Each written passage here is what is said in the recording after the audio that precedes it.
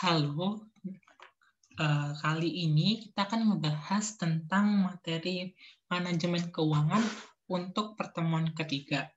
Nah, pada pertemuan ketiga kali ini kita akan ngebahas tentang time value of money yang basic, yang dimana itu terdapat pada chapter 5, dan yang kedua adalah tentang chapter 6, yaitu tentang time value of money yang annuities and other topics. Nah, untuk kali ini aku lebih prefer ke membahas soal gitu. Jadi ada 3 soal mungkin atau beberapa soal yang akan saya bahas kali ini. Nah, sedangkan untuk materi, saya rasa untuk materi teman-teman udah pasti bisa karena materinya juga cukup sudah dibahas juga untuk materi di AKM ya. Gitu. Jadi saya rasa teman-teman sudah bisa. Gitu. Jadi kita bahas ke soal-soalnya saja teman-teman. Nah, jadi di sini soalnya itu saya ambil dari LMS gitu ya. Ada beberapa dari LMS gitu kan. Jadi yang soal pertama yang akan kita bahas kali ini adalah tentang yang time value money yang basic gitu ya. Nah, jadi di sini dikasih tahu bahwa soal ini terkait dengan kebutuhan pengelola keuangan dalam hidupmu, saving for your first house di halaman 171. Nah, membeli dan memiliki rumah merupakan impian masa depan kamu. Kebetulan baru saja mendapatkan warisan. Nah, jadi clue di sini itu kita harus tahu nih, kan dia kebetulan baru saja mendapat warisan. Nah, berarti kan bisa kita katakan bahwa warisan yang didapatkan yang senilai 20.000 US dollar ini adalah yang sekarang gitu kan, berarti yang present gitu. Jadi kita akan mengukur berapa sih future value-nya seperti itu. Nah, jadi di sini kamu berencana untuk menggunakan warisan tersebut sebagai pembayaran DP untuk rumah impianmu. Nah, jadi di sini kita disuruh menghitung beberapa butir pertanyaan. Yang pertama adalah jika kamu menempatkan uang warisan tersebut di bank yang mampu memberikan tingkat bunga 7%, compound annually, dan berapa tahun dibutuhkan sampai warisan tersebut mencapai jumlah 30.000. Nah, dalam hal ini kita harus tahu bahwa di sini kan dia sudah dikasih tahu berapa present value-nya, dan kita sudah dikasih tahu juga berapa future value-nya, tingkat interest-nya juga sudah dikasih tahu. Nah, tapi yang harus kita cari berdasarkan soal ini adalah nilai si periodenya atau N kalau dalam rumusnya, gitu kan. Nah, karena kita ini apa namanya ya, lebih kan biasa untuk menghitung ini kan kita bisa menggunakan kalkulator sama Excel. Nah, kan ini karena lebih enak pakai Excel, jadi kita gunakan pakai Excel seperti itu. Nah, jadi teman-teman kan sudah tahu untuk mencari rumus future value ya seperti ini, yaitu future value sama dengan present value kali 1 ditambah interest-nya. Gitu kan teman-teman. Seharusnya pangkat N ini ya, gitu. Nah, tapi di sini tuh kan kita udah diketahui berapa present value-nya ada 20.000, future value-nya ada 30.000, dan tingkat interest-nya ada 7.000. Gitu kan teman-teman. Nah, jadi dalam hal ini tuh kita tinggal mencari berapa N-nya. Nah, untuk mencari rumus N-nya gitu teman-teman kan kita pakai Excel nih, jadi tinggal masukin aja rumus seperti ini, yang itu N per kali 7%, gitu kan, 7%, atau kita bisa ambil sebagai interest-nya gitu kan, interest dikali sama ini. Kalau bisa kita di sini tuh bisa kita ambil sebagai gini ya. Nah, ada rate-nya, rate di sini kita masukin yang 7%. Nah, PMT di sini adalah payment. Jadi karena kita masih basic, jadi kita nggak ada payment, jadi kita bikin huruf 0, present value-nya sudah ada 20.000, nah future value-nya juga sudah ada 30.000, gitu kan. Baru untuk type-nya kita pilih 0, karena kita membayarnya cuma nggak ada yang disisakan, gitu kan. Atau membayarnya nggak berperiode, gitu. Jadi cuman sekali. Jadi kita pilih 0, gitu kan. Nah, jadi kalau di sini hasilnya nanti bakal 5,9928. Nah, karena di sini itu dia biasa tahun kan nggak mungkin kita bilang tahunnya itu sebagai berapa tahun, 5, sekian gitu. Jadi kita genapin menjadi 6 tahun. Seperti itu teman-teman. Nah, jadi untuk hal ini tuh tinggal teman-teman masukin ke rumusnya aja, gitu ya. Oke, kita lanjutkan ke nomor kedua. Nah, untuk yang untuk yang nomor B-nya, gitu kan teman-teman. Teman-teman bisa juga di sini kan pertanyaannya, jika kamu bermaksud menyimpan uangmu selama 10,25 tahun. Berarti dalam hal ini yang 10,25 tahun itu adalah sebagai N-nya dan tingkat bunga 7% itu sebagai interest-nya. Nah, berapa jumlah uang yang kamu miliki? Nah, berarti berapa jumlah uang kamu miliki itu adalah future value-nya berapa gitu. Nah, untuk mencari future value, nah tinggal masukin rumus seperti ini. Nah, jadi tinggal masukin teman-teman, rumusnya adalah ini. Interest-nya berapa, baru berapa sih berapa kali periodenya, baru payment-nya kan 0 gitu kan, baru kita masukin ke si present value-nya, yaitu 20.000. Nah, kenapa dia pakai min? Karena biasanya untuk present value sama future value itu nanti ada berkepalikan gitu. Jadi ada yang masuk, ada yang keluar gitu. Jadi harus kita bikin negatifnya. Kalau tidak kita bikin negatifnya, nanti hasilnya jadi negatif gitu ya, bukan positif. Jadi kan lucu aja gitu kan, misalnya uang kita 20.000, nah tiba-tiba di tahun 10 tahun akan datang jadi minus 5.000. Nggak cocok kan gitu, karena biasanya kan kalau kita mengukur di tahun ke depannya, berarti kan sudah ada di situ suku bunga real sama inflasinya gitu, jadi otomatis sudah lebih tinggi. Jadi ini agak kurang baik, makanya kita bikin untuk yang present value-nya dinegatifkan gitu. Untuk type-nya kita bikin 0 gitu teman-teman. Nah, seperti itu ya, jadi dapat hasil dari future value-nya adalah sebesar 40.014 gitu ya. Nah, untuk soal yang ketiga adalah berapa lama waktu yang dibutuhkan untuk mencapai jumlah 30.000. Nah, berarti kan di sini udah dia tuh 30.000 ini berarti dia akhirnya, berarti ini yang future-nya gitu kan. Jika kamu memindahkan uangmu ke bank yang memberikan tingkat bunga 3%, berarti I-nya 3%. Compound annually, dan baru berapa sih kalau yang 11% itu baru berapa lama yang dibutuhkan. Jadi kita di sini mengukur berapa sih N-nya, periodenya, jika tingkat bunga kita itu 11 sama 3%, di mana future value-nya ada 30.000. Gitu teman-teman. Nah, jadi kita hitung nih, berarti I-nya ada 3%, ya kan? Nah, jadi kan ada 3%, sedangkan si I yang kedua ada 11%. Jadi kita hitung aja nih berapa sih N-nya gitu. Jadi tinggal masukin aja nih, rumusnya adalah N per gitu kan. Untuk berarti gini teman-teman harus diingat, kalau kita mau mencari future value tinggal sama dengan future value. Kalau kita mau mencari present value ya sama dengan PV, atau kita mau mencari periodenya tinggal masukin aja N per gitu. Jadi teman-teman pasti udah paham kalau menggunakan Excel gitu ya. Nah, jadi di sini tuh tinggal masukin aja I-nya tuh 3% gitu kan. Nih, kita coba jadi gini, kalau mau mencarinya N per. Oke. Nah, jadi tinggal teman-teman nih masuk sebagai rate-nya ada 3%. Nah, PMT kan nggak ada ya, karena kita bukan belum masuk ke chapter 6, kita belum masuk ke yang annuities, kita baru masuk ke yang basic-nya. Gitu. Jadi belum masuk PMT. Jadi PMT-nya 0, present value-nya tinggal teman-teman masukin gitu kan. Baru future value-nya dimasukin, type-nya di-nolin. Jadi nanti hasilnya dapat sebesar 13. Nah, jadi ini karena kita bisa bulatin ke atas ya, karena udah lebih mendekati ke 14. Nah, jadi sama hal itu berlaku untuk yang nomor I-nya yang saat 11.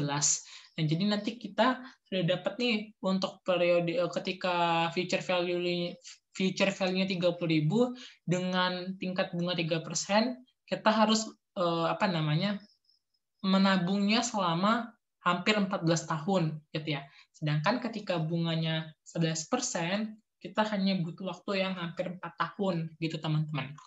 Nah, selanjutnya di nomor 4, di sini kan hasil kalkulasi di atas menunjukkan hubungan antara tingkat bunga, jangka waktu, dan jumlah yang akan diperoleh di masa depan. Nah, bagaimana kesimpulanmu? Nah, teman-teman harus perhatikan gitu ya. Ketika kita di sini, pertama, oke, sini untuk tingkat bunga, aku bikin ini. Oke, ini. Jadi kalau teman-teman perhatikan nih, ketika kita menabung selama ini kan kita genapin selama 6 tahun. Nah, hampir selama 6 tahun future value kita itu ada 30.000. Nah, sedangkan ketika kita menabung 10,25 tahun, future value kita meningkat menjadi 40.014. Nah, sedangkan dalam hal ini juga sama, gitu kan. Dan berarti kita simpulkan nih, untuk berdasarkan hasil pengerjaan yang telah kita lakukan, nah kesimpulan yang dapat diidentifikasi adalah tingkat bunga.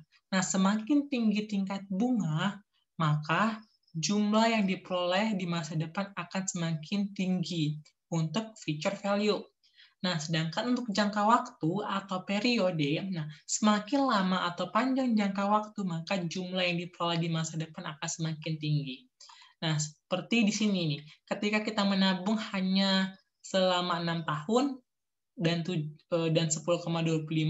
tahun kan lebih besar yang 10,25 ya ketimbang yang 6 tahun gitu kan. Nah, baru untuk yang interest-nya dalam hal ini tuh ketika kita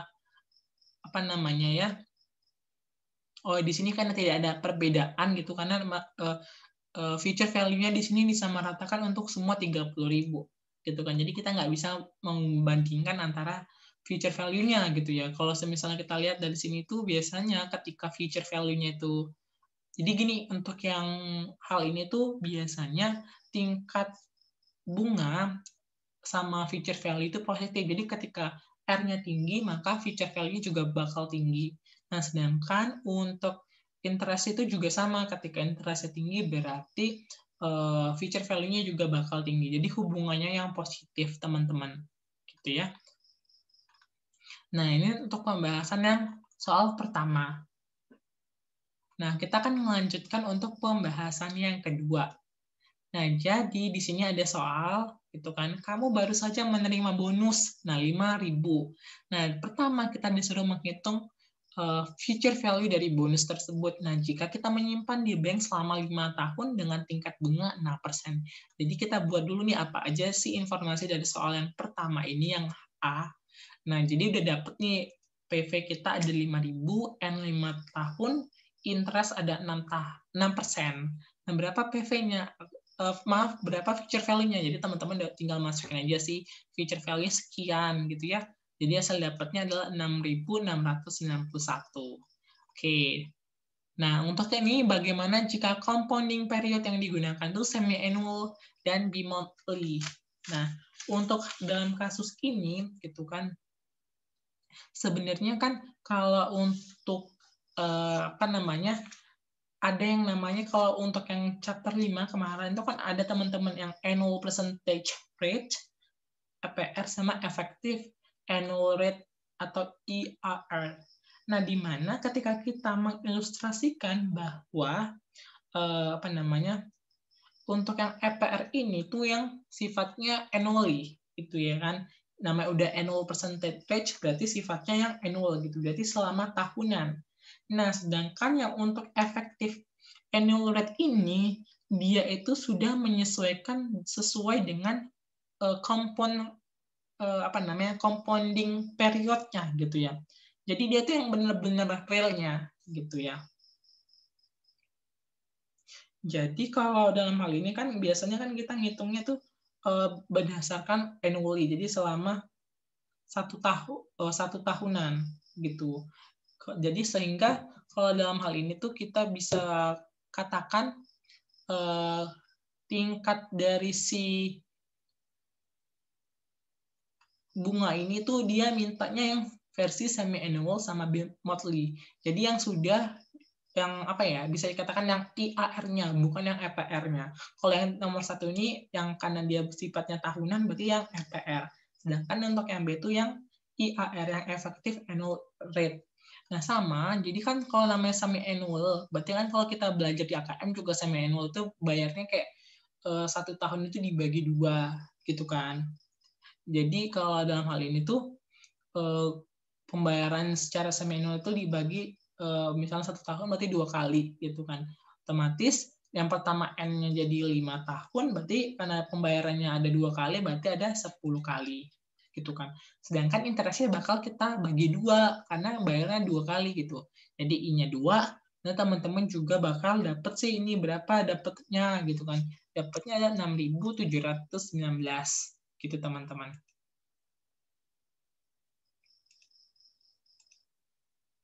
Oke. Nah, untuk yang bi-monthly gitu kan, ini adalah bi-monthly itu berarti 2 bulanan. Berarti selama setahun kalau kita membayar 2 bulanan berarti ada 6 kali membayar gitu kan. Nah, sedangkan kalau kita ini ada 5 tahun, berarti kalau kita bayar selama 5 tahun berapa kali kita bayarnya atau berapa kali periodenya? Berarti kita bisa bikin 5 kali 6 gitu. Berarti periode yang selama 5 tahun itu berarti kita membayarnya 30 kali. Nah, sedangkan untuk interest, itu kan interestnya kan di sini dia itu 6%. Kalau misalnya dia membayar satu tahun itu dia bayarnya 6 kali gitu, karena kan 12 dibagi 6 karena dia bi-monthly berarti per 2 bulan sekali, berarti 12 dibagi 6 12 dibagi 2 adalah 6 kali. Berarti dari 6% ini harus kita bagi dulu menjadi 6, sehingga hasilnya adalah 1%. Nah, jadi teman-teman tinggal masukin aja. Jadi hasil dari bi-monthly-nya adalah 6.739. Oke. Yang C-nya, oh maaf, ini yang sudah dapat ya, karena yang diminta hanya semi-annual sama bi-monthly. Nah, untuk yang C, di situ kita disuruh menghitung kembali, gitu kan, di mana untuk yang poin A dan B, jika tingkat bunganya 12%, berarti kita tinggal mengubah nih, tingkat bunganya menjadi 12%, gitu kan, di mana PV-nya tetap 5.000, N-nya 5 tahun, dan I-nya 12%. Nah, jadi hasilnya adalah 8.811, gitu kan. Sedangkan untuk yang ketika kita sudah merubah tingkat bunganya, berarti untuk yang semi-annualnya berarti N-nya menjadi 10 tetap, dan interestnya 12 dibagi 2 adalah 6%. Jadi hasilnya adalah 8.954. Oke, sedangkan untuk yang bi-monthly-nya N-nya tetap 30, untuk I-nya tinggal 12% dibagi 6, ada 2%. Nah, jadi hasil future value-nya adalah 9.056. Oke, sampai situ. Baru yang terakhir, yang poin D. Gitu kan. Hitung kembali pernyataan jika kita menyimpan. Ini kita disuruh menghitung yang poin yang A jika kita N-nya itu 12 tahun dan tingkat bunga 6%. Oke. Nah, untuk yang ini sama, tinggal masukkan aja PV-nya 5.000, N-nya 12, dan I-nya adalah 6%. Jadi dapat PV-nya 10.060. Oke.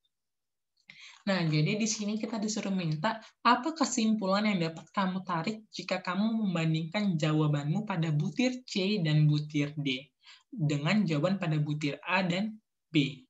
Oke, jadi kita mau ngebandingin nih antara A dan B, antara C dan D dengan A dan B. Oke. Nah, karena di sini antara A dan B itu nilai dari si interest-nya itu adalah tetap di 6%, artinya gini, dia kan belum ada perubahan, gitu kan, berarti tetap di 6%. Nah, jadi teman-teman harus perhatikan, ketika dia di poin A, future value-nya adalah 6.691 dengan tingkat bunga 5% dan dengan tingkat bunga 6% dan N5. Nah, ketika di poin B, dia kan bersifat semi-annual, berarti kan ketika N-nya 10, I-nya 3. Di bi-monthly, N-nya 30, I-nya 1%. Nah, teman-teman harus perhatikan dari sini. Future value-nya dari ketika pertama ini, dari poin A ini, itu 6.600, ini 6.700. Nah, sini 6.739. Nah, berarti ketika N-nya ini meningkat, gitu kan, N-nya kan meningkat ya teman-teman, dan nilai dari si interest-nya ini turun, gitu kan.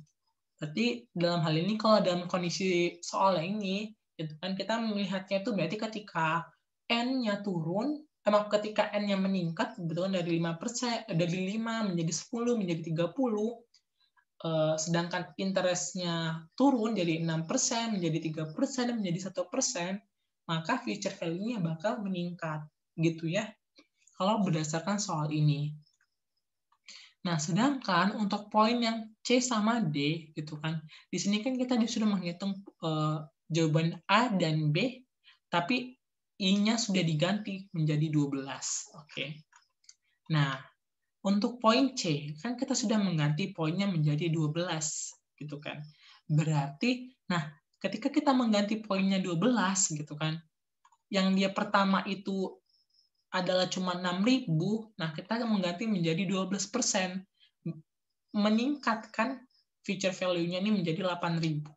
Nah, sedangkan ketika semi annually, ketika kita interest-nya 3% gitu kan, yang ini di mana menjadi 6%, ininya meningkat.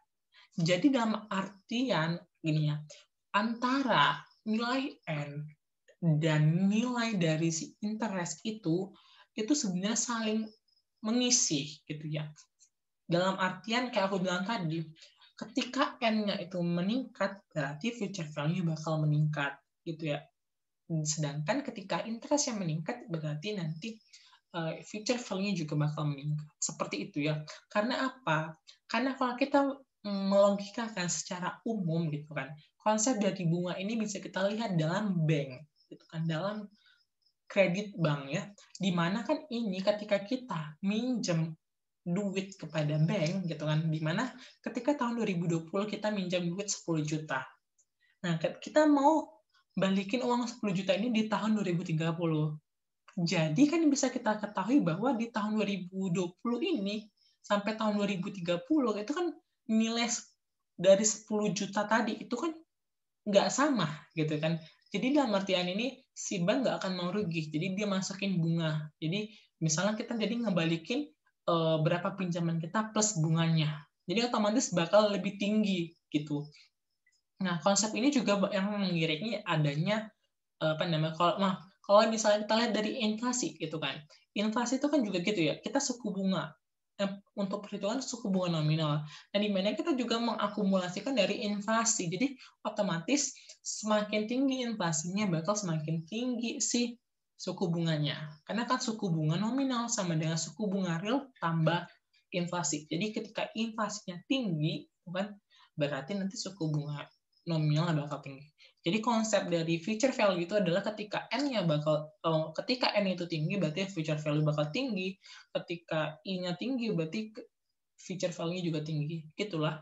Karena kalau kita bilang semakin lama kita membayar uang ke bank gitu kan, maksudnya tenggang waktu kita pengembalian semakin panjang, berarti semakin banyak yang kita pulangkan atau semakin banyak yang harus kita keluarkan untuk membayarnya. Seperti itu teman-teman. Nah, jadi kalau aku yang kalau dalam kata-katanya kita bisa sebutkan seperti ini. Berdasarkan hasil pengerjaan yang telah saya lakukan, kesimpulan yang dapat diidentifikasi adalah kesimpulan yang dapat saya ambil ketika membandingkan jawaban pada butir C dan D adalah ketika kita merubah N atau periode yang semakin meningkat serta menurunkan tingkat bunga, maka nilai future value akan meningkat juga. Ini untuk butir yang ke C. Nah, sedangkan untuk butir D adalah future value terbesar di antara butirannya. Jadi di poin D ini adalah future value yang paling besar di antara poin dari A sampai C ya. Tuh, jadi dibandingkan A, C, poin D untuk future value-nya adalah paling besar. Oke. Artinya untuk meningkatkan future value kita harus meningkatkan keduanya, baik N periode maupun tingkat bunganya. Oke. Sedangkan untuk kesimpulan yang dapat saya ambil ketika membandingkan jawaban pada butir A dan B adalah ketika kita merubah N period yang semakin meningkat serta menurunkan tingkat bunga, maka nilai future value akan meningkat juga. Seperti itu teman-teman. Nah, ini soal yang terakhir. Oke. Comparing present and future value. Nah, di sini much to your surprise, you were selected to appear on the TV show The Price is Right. As a result of your pros is identify how many rolls of toilet paper a typical American family keeps on hand.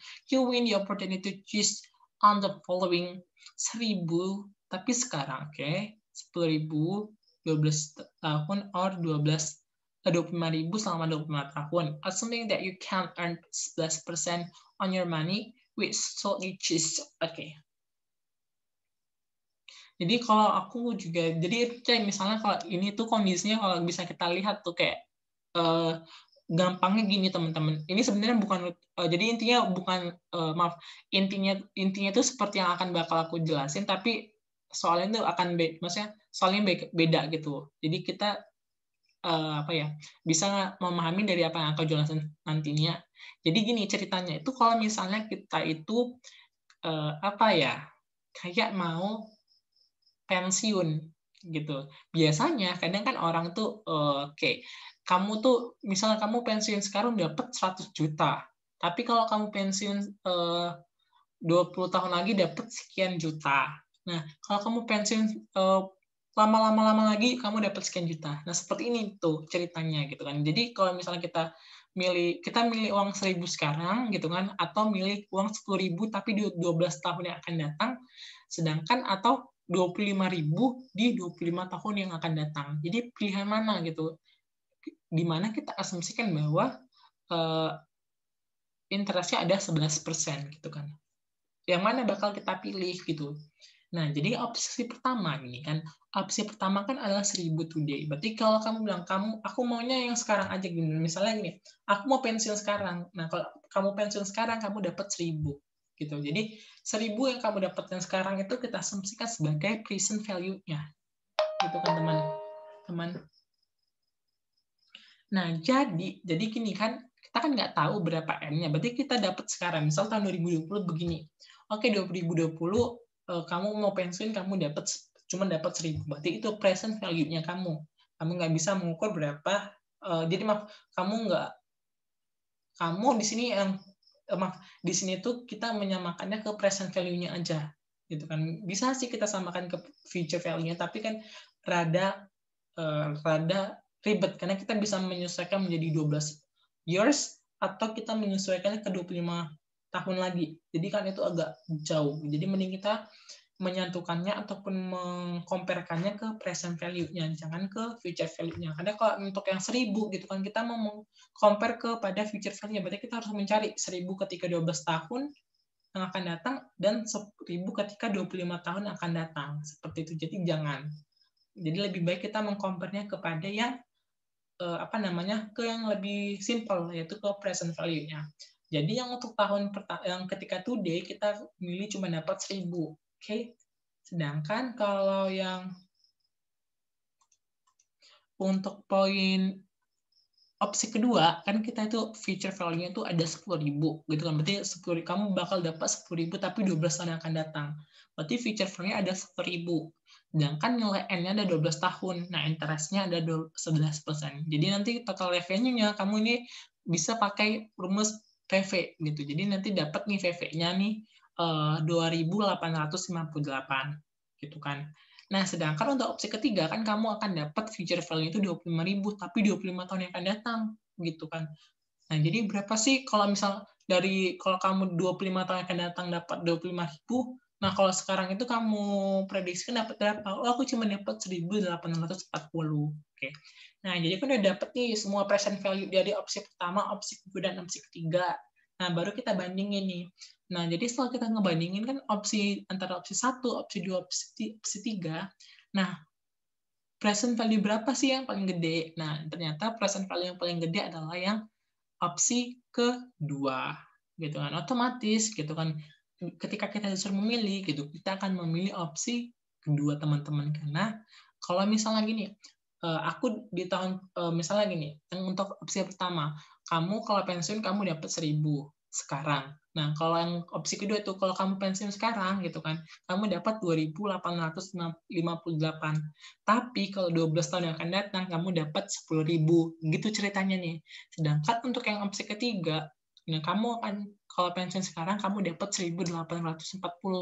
Tapi kalau kamu pensiun 25 tahun yang akan datang, kamu dapat 25.000. Jadi gitu. Jadi kita kan lebih enak membawanya soal ini, opsi-opsi ini kepada present value ketimbang kepada future value-nya. Seperti itu teman-teman. Oke. Semoga penjelasan kali ini dapat dipahami. Oke, terima kasih teman-teman.